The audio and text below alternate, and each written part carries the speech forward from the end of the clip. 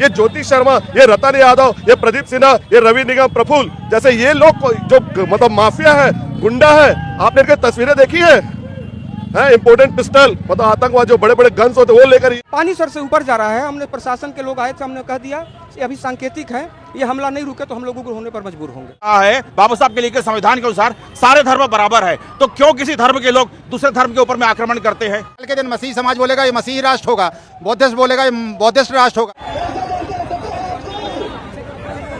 दोस्तों, छत्तीसगढ़ में धर्मांतरण को लेकर लगातार जो मामले सामने निकल कर आ रहे थे, उन बातों का विरोध करते हुए वहां का जो भीम आर्मी की सेना है और साथ ही जो मसीह लोग हैं छत्तीसगढ़ के, उन लोगों ने किस तरीके से प्रोटेस्ट किया है और साथ ही इन लोगों ने जो बजरंग दल के जो लोग हैं, ज्योति शर्मा, रतन यादव और भी बहुत से लोग हैं जो लगातार मसीह लोगों की प्रार्थनाओं के ऊपर अटैक करते हैं और धर्मांतरण के नाम पर इन लोगों को सताते हैं।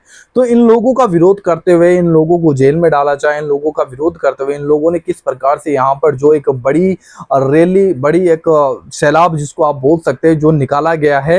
हालांकि दोस्तों, आप लोग इस बात को भी जानते हैं कि लगातार छत्तीसगढ़ के अंदर अभी जो दुर्ग में जो मामला हुआ था, उससे पहले अभी जो जहां पर एक पास्टर को जिनका नाम जॉन बताया जा रहा है, जिनको मारा पीटा गया बजरंग दल के द्वारा, और अभी जब उन्होंने वापसी की हॉस्पिटल से जब वो आए तो उन्होंने किस प्रकार से यहाँ पर जो उनके द्वारा जन सैलाब देखने को मिल रहा है, मसीह लोगों ने किस प्रकार से मिलकर इस बात का प्रोटेस्ट किया है कि हमारा जो संवैधानिक अधिकार है उस अधिकार को आप लोग छीन रहे हैं और हम लोग ऐसा बिल्कुल भी नहीं होने देंगे, क्योंकि हमारा जो अधिकार है धर्म को मानने का, प्रचार प्रसार करने का, आराधना प्रार्थना करने का, और ये चीजें आप लोग छीन रहे हैं।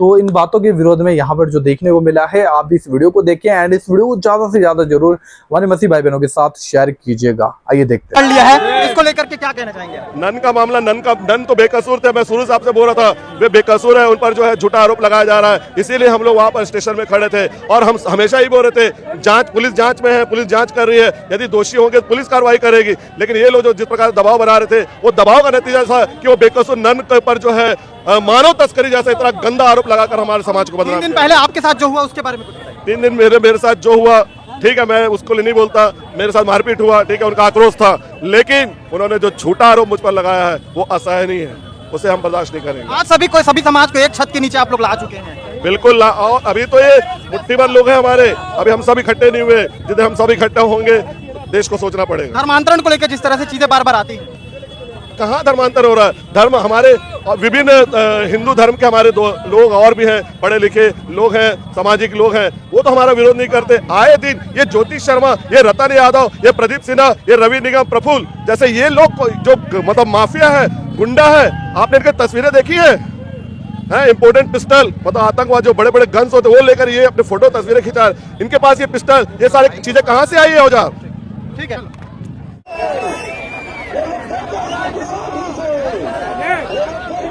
विरोध के स्वर देखने को मिल रहे हैं और सभी एक जगह इकट्ठा हो गए हैं, क्या कुछ कहना चाहेंगे आप लोग? देखिए, मसीहियों के ऊपर छत्तीसगढ़ में लगातार जुर्म ज्यादती बढ़ रहा है और पिछले दिनों से, कुछ दिनों से पूरे छत्तीसगढ़ में उनके चर्चों को तोड़ा जा रहा है, महिलाओं के साथ छेड़छाड़, भद्र व्यवहार किया जा रहा है।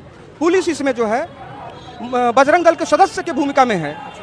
किसी भी प्रकार का सहयोग जो पुलिस को करना चाहिए उनके धार्मिक स्वतंत्रता की आज़ादी पर वो नहीं कर रहे हैं, उल्टा उनके ऊपर धर्मांतरण का झूठा मामला दर्ज कर रहे हैं, जिसके विरोध में हम लोग विभिन्न समय पर करते रहे हैं। अभी तत्काल में यूसीसी, यूनाइटेड क्रिश्चियन संघ के जो हमारे जोनाथन जी थे, उनके साथ बजरंग दल के लोगों ने हिंसक प्राणघातक हमला किया, जिसके कारण आज हम लोगों ने सांकेतिक आंदोलन किया है। हम सरकार को चेतावनी दे रहे हैं कि तत्काल आज के बाद ये हिंसा रोक लगे, अन्यथा आने वाले समय में हम लोग उग्र आंदोलन करने को बाध्य होंगे, क्योंकि इस तरह के आंदोलन पहले भी होते रहे। देखिए, मैं मसीही नहीं हूँ, हाँ, मैंने मसीही समाज को लेकर के कहा क्योंकि उनके मूल निवासी के तत्वाधान में आयोजन है। मूल निवासी जो है SC, ST, OBC और माइनॉरिटीज इस देश का मूल निवासी है, और अल्पसंख्यक समाज के ऊपर जो हिंसा हो रहा है, तो इसके लेकर के हम लोग आज उनके साथ खड़े हुए हैं।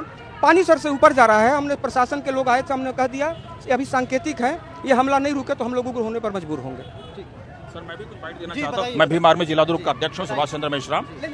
26 जनवरी 1950 को इस देश को डेमोक्रेटिक कंट्री घोषित किया गया और डेमोक्रेटिक कंट्री घोषित होने के बाद में इस देश में सभी धर्मों को बराबर और समानता का अधिकार मिला। ठीक है, कोई धर्म छोटा नहीं है, कोई धर्म बड़ा नहीं है, हम किसी का नाम नहीं लेंगे, लेकिन सबको संविधान के अनुसार, और सर देश को डेमोक्रेटिक कंट्री मतलब संविधान के अनुसार चलेगा, न ही किसी एक व्यक्ति की बपौती चलेगी। सही है, तो जब देश ने कहा है, संविधान ने कहा है, बाबा साहब के लिखे संविधान के अनुसार सारे धर्म बराबर है, तो क्यों किसी धर्म के लोग दूसरे धर्म के ऊपर में आक्रमण करते हैं?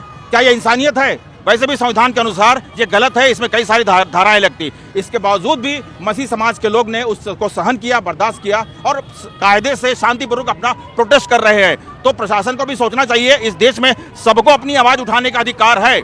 आज मेरे ऊपर में कोई हमला करेगा तो मैं क्या चुप बैठूंगा क्या? या मेरा समाज चुप बैठेगा? बिल्कुल नहीं। और आज इसी के समर्थन में हमारी भीम आर्मी, मूल निवासी संगठन और हमारे राष्ट्रीय बौद्ध महासभा के प्रदेश अध्यक्ष हैं, हम लोगों ने केवल यही चाहते हैं कि भाई आप संविधान के अनुसार चलिए, अपनी बपौती मत चलाइए। Because it is India is a democratic country in the whole world. विश्व में सबसे बड़ा प्रजातांत्रिक देश हमारा भारत है।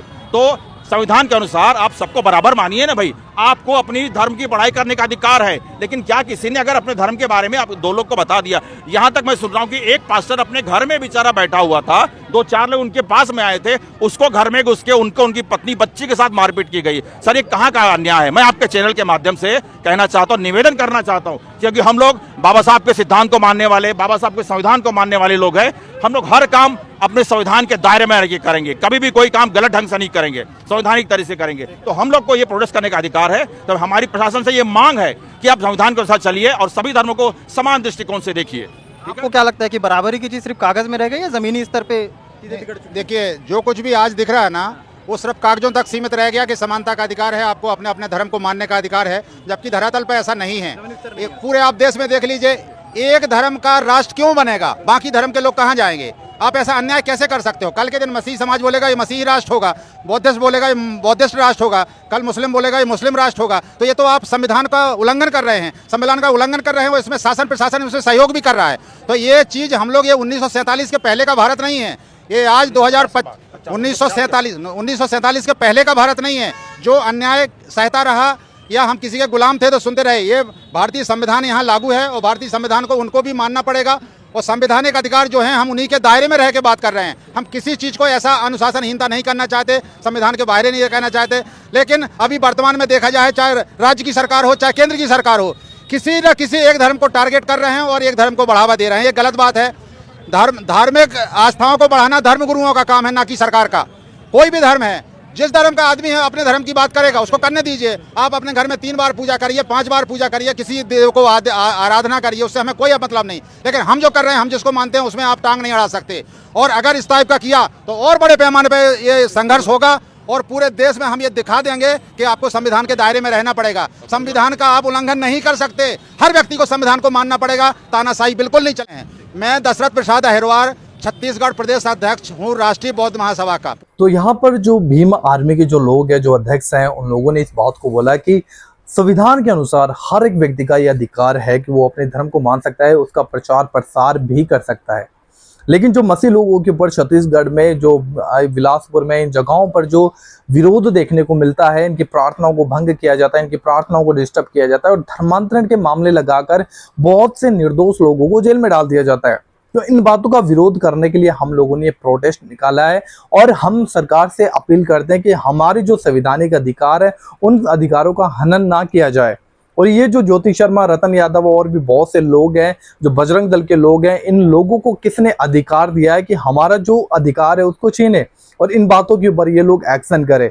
किसने अधिकार दिया है? हाँ, अगर हम गलत हैं तो यहाँ पर प्रशासन हमारे लिए कार्रवाई कर सकता है, प्रशासन हमें पूछताछ कर सकता है, प्रशासन हमें जेल में डाल सकता है। लेकिन इन लोगों को किसने अधिकार दिया है कि आप लोग मसीह लोगों को सताओ, इनकी प्रार्थनाओं को डिस्टर्ब करो? ये जो था आप लोगों ने वीडियो में देखा।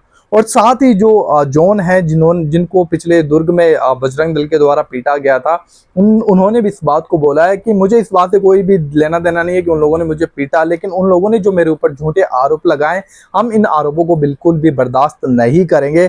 और साथ ही जो हमारे जो मसीह भाई बहनों को प्रार्थना करने के लिए जो रोका टोका जा रहा है, उनके ऊपर जो विरोध की बातें की जा रही है, इन बातों को भी हम बिल्कुल भी बर्दाश्त नहीं करेंगे। और लगातार हम सरकार से इस बात के लिए अपील करते रहेंगे, प्रोटेस्ट करेंगे, हम रैलियां निकालेंगे ताकि सरकार हमारी इन बातों पर सुधि ले, हमारी सुनवाई ले। क्योंकि हम जो कर रहे हैं वो बिल्कुल भी कानून के विरुद्ध में नहीं है और संविधान के विरुद्ध में नहीं है। हम संविधान के अंदर रहकर ही हम काम करते हैं और हम किसी का भी धर्मांतरण यहाँ पर जबरदस्ती नहीं करते, किसी का लालच नहीं देते, किसी को प्रलोभन नहीं देते, जो कि आप लोगों ने इस वीडियो में ऑलरेडी दोस्तों सुन लिया।